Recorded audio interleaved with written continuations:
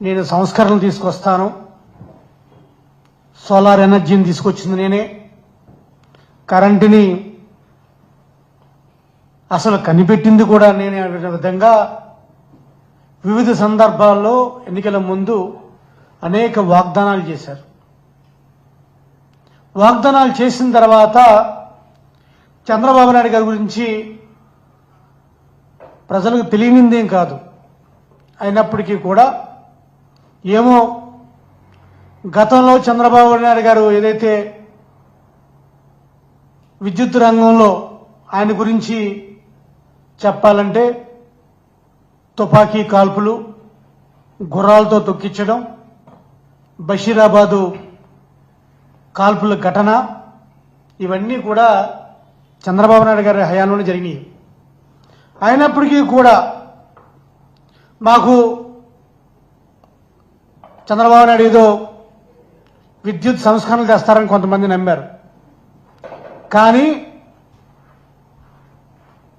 అవే ఏదైతే చంద్రబాబు నాయుడు గారు హయాంలో గతంలో ఏదైతే చీకటి రోజులు వచ్చినాయో మళ్లీ విద్యుత్ రంగానికి కూడా ఏ చీకటి రోజులు వచ్చినాయి. చీకటి రోజులు తప్ప చంద్రబాబు నాయుడు గారి హయాంలో వెలుగు రోజులు అనేవి ఉండవటానికి మరొక్కసారి ఆయన నిరూపించుకున్నారు. చంద్రబాబు నాయుడు గారు ఎన్నికల ముందు విద్యుత్ ఛార్జీలు పెంచమని చెప్పారు, ట్రూ-అప్ ఛార్జీలు పెంచమని చెప్పారు. అవన్నీ చెప్పిన తర్వాత ఒక్కసారి అధికారంలోకి వచ్చిన తర్వాత ఈ 13 మాసాల్లో 12 మాసాల్లో ఆయన 2 సార్లు ట్రూ-అప్ ఛార్జీలు పెంచారు. అవి సుమారు 15,486 కోట్ల రూపాయలని ట్రూ-అప్ ఛార్జీలుగా పెంచారు. ఒకసారి 6,019 కోట్లు, ఇంకొకసారి 9,400 కోట్ల రూపాయలని మన ముఖ్యమంత్రి గారు పెంచారు. నేను పెంచను, రద్దు చేస్తాన్న వ్యక్తి మళ్ళీ ట్రూ-అప్ ఛార్జీలు పెంచారు. ట్రూ-అప్ ఛార్జీలు పెంచడమే కాకుండా ఈయన వినియోగదారుల మీద ఏ విధంగా పన్నులు వేయాలి, విద్యుత్ రంగంలో ఏ విధంగా ప్రజల్ని పీడించాలి, ఏ విధంగా వీరబాదులు బాదాలి అన్న విధంగా అనేక పన్నులు తీసుకొచ్చారు. ఈ పన్నులు కూడా దొడ్డిదారున డైరెక్ట్గా వినియోగదారుడికి చెప్పకుండా దొడ్డిదారున వినియోగదారుడికి తెలియకుండా ఆ బిల్లుల్లో కనబడే విధంగా బిల్లులు వేశారు. ఒకటి, విద్యుత్ సర్దుబాటు ఛార్జీలను పెంచారు, కొత్తగా సర్దుబాటు ఛార్జీలు పెంచారు, తీసుకొచ్చారు. రెండోది, టైమ్ ఆఫ్ ది డే అనే ఒక కొత్త విధానం తీసుకొచ్చారు. టైమ్ ఆఫ్ ది డే అంటే పీక్ అవర్స్కి ఒక రేటు, నాన్ పీక్ అవర్స్కి ఇంకొక రేటు. సాయంత్రం 6 గంటల నుంచి రాత్రి 10 గంటల వరకు ఒక రేట్ అంట, మిగిలిన రేట్లో ఇంకొక రేట్ అంట. ఇలా రేట్లు చేస్తూ రేట్లు పెంచుతూ ప్రతి యూనిట్కి సుమారు 40 పైసల విద్యుత్ ఛార్జీలు పెంచారు. అదే చిరుద్యోగులైతే, చిరు వ్యాపారస్తులకైతే మరీ ఘోరం. వాళ్ళకి ట్రూ-అప్ ఛార్జీలతో పాటు ఈ టైమ్ ఆఫ్ ది డే ప్రకారం వాళ్ళకి 6 పైసల నుంచి 100 పైసలు అంటే సుమారు ₹1 ప్రతి యూనిట్కి పెంచారు. చంద్రబాబు నాయుడు లక్ష్యం ఏంటి? ఈ సర్దుబాటు ఛార్జీల ద్వారా, ఈ టైమ్ ఆఫ్ ది డే ఛార్జీల ద్వారా సుమారు 4,000 కోట్ల రూపాయలని ప్రజల మీద భారం మోపి, ఆ ప్రజల మీద భారం మోపాననే విషయం ప్రజలకు తెలియకుండా ముక్కలుగా చేసి ప్రజల కళ్ళకు కూడా కనపడకుండా వాయిదా పద్ధతిలో డబ్బులు వేసే ప్లాన్, మాస్టర్ ప్లాన్ ఒకటి చంద్రబాబు నాయుడు చేశారు. మరి ఈ time of the scale, time of the day విధానం ప్రకారం టైం ప్రకారం విధులు, టైం ప్రకారం ఛార్జెస్ పెంచుకుంటూ, ట్రూ అప్ ఛార్జెస్ పెంచుతూ, మళ్లీ విద్యుత్ సుంగం పెంచుతూ ప్రతి చోట వినియోగదారుల మీద భారం మోపారు. మరి చంద్రబాబు నాయుడు గారిని అడుగుతున్నాను, ఏమండి చంద్రబాబు నాయుడు గారు, మీరు ఇదే చెప్పారా? మీకు అన్ని సంవత్సరాల చరిత్ర ఉందే, అన్ని సంవత్సరాల నాకు ఎక్స్పీరియన్స్గా ఉంది, నేను చేసినంత కాలం ముఖ్యమంత్రికి ఎవరూ చేయలేదని చెప్పారే, మీరే చెప్పారు కదా విద్యుత్ ఛార్జీలు పెంచమని, మీరే చెప్పారు కదా ట్రూఅప్ ఛార్జీలు రద్దు చేస్తారని. మరి ఇవన్నీ తెలీదా మీకు చెప్పే ముందు? అంటే ప్రజల్ని మోసం చేయటం కాదా? మరి మా హయాంలో మేము చేసినప్పుడు వైఎస్ఆర్ కాంగ్రెస్ పార్టీ ప్రభుత్వం ఏదైతే అధికారంలో ఉన్నప్పుడు మేము ఏ విధంగా విద్యుత్ సంస్కరణలు తీసుకొచ్చాం, మీ హయాంలో ఏ విధంగా విద్యుత్ సంస్కరణని తుంగలో తొక్కి విద్యుత్ రంగాన్ని సర్వనాశనం చేసింది మీరు కదా? ఒకసారి చంద్రబాబు నాయుడు గారు విద్యుత్ రంగానికి ఏం చేశారు, ఎలాగా తుంగలో తొక్కారు, ఎలాగ విద్యుత్ రంగాన్ని నాశనం చేశారని ఒక్కసారి చూద్దాం. 2014 నుంచి 19 వరకు ఆయన ముఖ్యమంత్రిగా ఉన్నప్పుడు, ఈ రాష్ట్రం ఏర్పడిన తర్వాత అవసరం లేకపోయినా సరే అధిక ధరలు వెచ్చించి పవర్ పర్చేజ్ అగ్రిమెంట్లు, పీపీఏలు చంద్రబాబు నాయుడు గారు చేసుకున్నారు. అది సోలార్ సెక్టర్లో చేసుకుంటున్నారు, విండ్ పవర్లో చేసుకున్నారు. సోలార్ సెక్టర్లో అయితే 35 పీపీఏలు చేసుకున్నారు. అదేవిధంగా విండ్ పవర్కి వచ్చేటప్పటికి ఏకంగా 133 పీపీఏలు చేసుకున్న ఘన చరిత్ర చంద్రబాబు నాయుడు గారు. మరి ఆ పీపీఏ ద్వారా, విండ్ పవర్లో పీపీఏ ద్వారా యూనిట్కి పవర్ పర్చేజ్ అగ్రిమెంట్ ప్రకారం ఒక యూనిట్కి సగటున ₹4.84. మేము అధికారంలోకి వచ్చిన తర్వాత, వైఎస్ఆర్ కాంగ్రెస్ పార్టీ అధికారంలోకి వచ్చిన తర్వాత మేము సెకీ ద్వారా కేవలం ₹2.49 సగటున పవర్ అగ్రిమెంట్ రాష్ట్ర ప్రభుత్వం కేంద్ర ప్రభుత్వంతో చేసుకుంది. మీరేం చేశారు? రాష్ట్ర ప్రభుత్వం పీపీఎల్తో చేసుకున్నారు.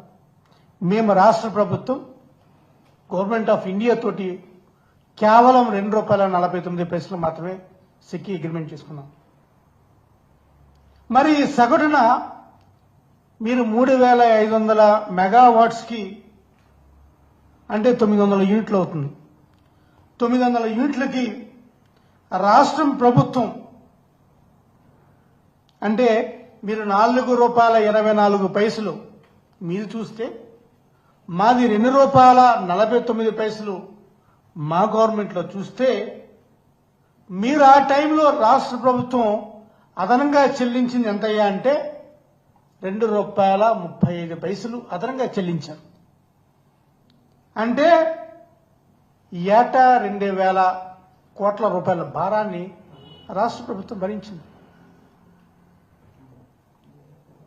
ఈ 25 సంవత్సరాల్లో మీరు అదే కనుక సెక్యూ చేసుకోకపోయి ఉంటే, ఈ 25 సంవత్సరాల్లో పీపీఏ ద్వారా అదనంగా 50,000 కోట్ల రూపాయలు రాష్ట్ర ప్రభుత్వం భరించాల్సి వచ్చింది. The same with solar sector, wind సెక్టర్లో 50,000 కోట్ల రూపాయలు మీ వల్ల అప్పనంగా వెళ్ళిపోయేది. అదేవిధంగా సోలార్ సెక్టర్లో కూడా ఇంచుమించు 40,000 కోట్ల రూపాయలు మీకు మేము చేసుకునే అగ్రిమెంట్లకి తేడా ఉంది. మేము సిక్కితో చేసుకునే అగ్రిమెంట్లకి మీకు. ఈ రాష్ట్ర ప్రభుత్వం జగన్ గారి హయాంలో సెకీ ద్వారా చేసుకోవటం వల్ల సుమారు 1,10,000 కోట్ల రూపాయలని ఆదాయం చేయగలిగింది. మరి ఇదే సెకీ ఒప్పందం చేసుకున్నప్పుడు మీరేం చెప్తున్నారు? మీరేం చెప్పారు అప్పుడు ప్రతిపక్షంలో ఉన్నప్పుడు? మేము సెకీకి వ్యతిరేకం, అసలు జగన్ గారు గవర్నమెంట్లో సెకీ అదాని కుమ్మక్కైపోయింది అని చెప్పి మీరు వీధి పోరాటాలు చేశారు కదా. వీధి పోరాటాలు చేసి మరి మళ్ళీ అదే సెకీ ఒప్పందం కరెక్ట్ ఒప్పందం అని చెప్పి మళ్ళీ సెకీతోనే కంటిన్యూ అవుతున్నారు కదా. దీన్ని బట్టి ఏంటి మీరు పీపీఏలు ఎందుకు చేసుకున్నారు? పీపీఏల ద్వారా మీరు ఎంత ప్రభుత్వం మీద ప్రజల మీద భారం మోపించాలని కదా.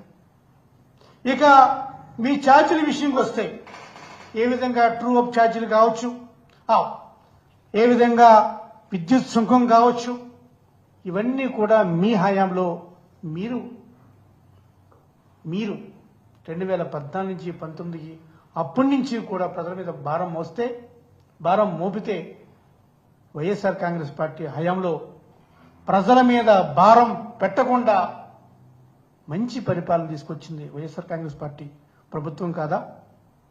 మీ హయాంలో 2014-19లో ఈ డిస్కామ్ల పరిస్థితి చూస్తే, డిస్ట్రిబ్యూటరీ కంపెనీస్ పరిస్థితి చూస్తే 2014లో డిస్కామ్లకి సుమారు 29,000 కోట్ల రూపాయలు బకాయిలుంటే మీరు అధికారం చేపట్టినప్పటికీ 2019 నాటికి ఆ 29,000 కోట్లు కాస్త 86,000 కోట్ల రూపాయలు బకాయిలు పెట్టిన ఘన చరిత్ర మీది కాదా? అయినప్పటికీ కూడా మేము 19లో అధికారంలోకి వచ్చినప్పుడు ఏదైతే డిస్కామ్లకు బకాయిలు ఉన్నాయో, ఈ 86,000 కోట్ల రూపాయల్లో బకాయిలు ఉన్నాయో, 8,800 కోట్ల రూపాయల బకాయిలు ఉన్నాయో, మీరు ఉచిత విద్యుత్ కోసం మీరు బకాయిలు పెట్టిన 8,845 కోట్ల రూపాయల బకాయిలు తీర్చిన చరిత్ర వైఎస్ఆర్ కాంగ్రెస్ పార్టీది కాదా? మరి ఇవన్నీ కూడా ఇవన్నీ మర్చిపోయి, మీరు ఇచ్చిన హామీలు మర్చిపోయి, ఆ రోజు డిస్కామ్కి మీరు చేసిన సాయం కేవలం 13,000 కోట్ల అయితే మా వైఎస్ఆర్ కాంగ్రెస్ పార్టీ ప్రభుత్వ హయాంలో సుమారు 47,000 కోట్ల రూపాయలని డిస్కామ్కి మేము సాయం చేయడం జరిగింది. మేము విద్యుత్ రంగాన్ని ఇంత మెరుగుపరిచి, ఇంత బాగు చేసి, ప్రజల మీద భారం లేకుండా, అదేవిధంగా మా హయాంలో 9 అవర్స్ ఫ్రీ సప్లై ఇస్తూ రైతులకు విద్యుత్ ఛార్జీలు పెంచకుండా అనేక కార్యక్రమాలు వివిధ వర్గాలకు ఉచిత విద్యుత్ ఇస్తూ మంచి సంస్కరణలతోటి, సంక్షేమ సంస్కరణలతోటి విద్యుత్ రంగాన్ని మెరుగుపరిస్తే ఈరోజు మీరు ప్రజల మీద భారం వేస్తూ వాళ్ళకి తెలియకుండా, భారాన్ని తెలియకుండా మీరు చెప్పకుండా కేవలం కరెంటు బిల్లు వస్తే చాలు, వాడుకున్నది తక్కువ, వచ్చే బిల్లు ఎక్కువ. గత బిల్లుతో పోల్చుకుంటే అదే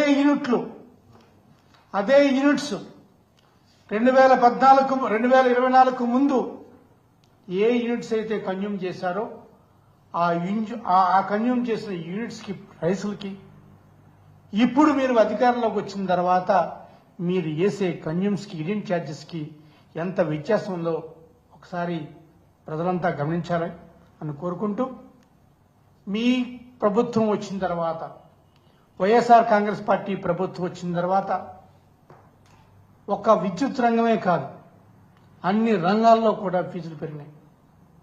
స్కూల్ ఫీజులు పెరిగినాయి, కాలేజ్ ఫీజులు పెరిగినాయి, నిత్యావసర ధరలు వస్తువులు పెరిగినాయి, విద్యుత్ రంగంలో విద్యుత్ ఛార్జీలు పెరిగినాయి.